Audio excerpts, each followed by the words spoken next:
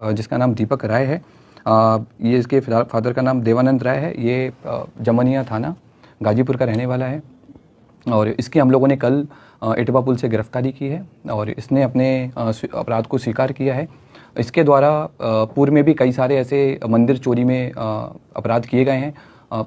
इसी साल मार्च 2025 में इसके द्वारा मऊ जिले के कोतवाली थाने में शीतला माता मंदिर में चोरी की घटना कारित की थी, जिसमें जेल गया था और 13 नवंबर को जेल से छूटा है। जेल से छूटने के बाद में फिर इसने थावे मंदिर और पुणे के एक बड़े मंदिर की रेकी करना स्टार्ट किया। वहाँ के सोने मुकुट के बारे में इसने गूगल पे और यूट्यूब पे अच्छे से सर्च किया और 10 और 11 की रात में थावे मंदिर में आकर प्रॉपर रेकी की और जिस तरह से घटना कारित की गई है उसी तरह से इसके द्वारा रेकी किया गया।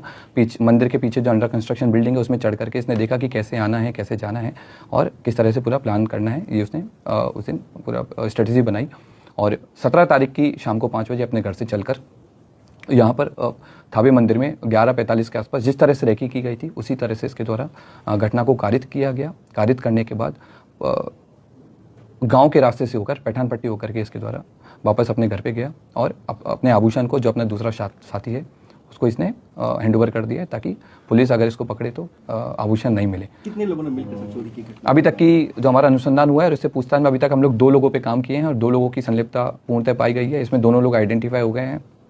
एक व्यक्ति दीपक राय की गिरफ्तारी हुई है।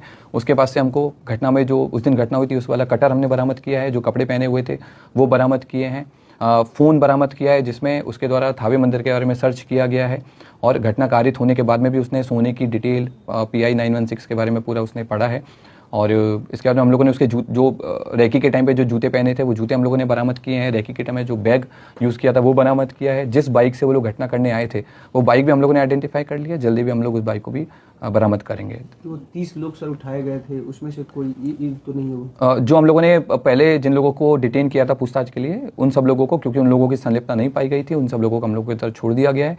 हम लोगों ने इन सारी चीज़ों पे भी जांच किया था कि क्या कोई स्थानीय लोग या मंदिर प्रशासन की भूमिका रही हो, तो उस तरह की भूमिका भी हम लोगों के सामने नहीं आई है। अब हम लोग की अगली कोशिश माता की जो हार है, जो मुकुट है, उसकी बरामदगी है और दूसरे व्यक्ति की गिरफ्तारी है वो भी हम लोग जल्दी करेंगे। सर, जिस तरह से ये चोरी की घटना को अंजाम दिया, क्या ये पेशेवर था, क्या किसी मूवी से प्रेरित था, या फिर इसे कैसे पता चल पाई कि मंदिर में यहाँ हार है? ये पेशेवर क्रिमिनल है और इसका हम लोगों ने जब हिस्ट्री देखा है, इसका जब हमने जिस तरह के गूगल सर्चेज किया है तो उससे स्पष्ट हुआ है कि इसके द्वारा लगातार इसने जेल से छूटने के बाद भी, इवन जेल में रहने के दौरान भी इसने कई सारे मंदिर के बारे में डिटेल प्राप्त की है। जेल से छूटने के बाद में कई सारे बड़े बड़े मंदिर के सोने के मुकुट के बारे में इसने सर्च किया है और क्योंकि थावे मंदिर इसके घर से काफ़ी पास था तो इसलिए इसने इस घटना को कारित किया है। इसने कई सारी जो क्राइम थ्रिलर हैं, जैसे जो बिहार पे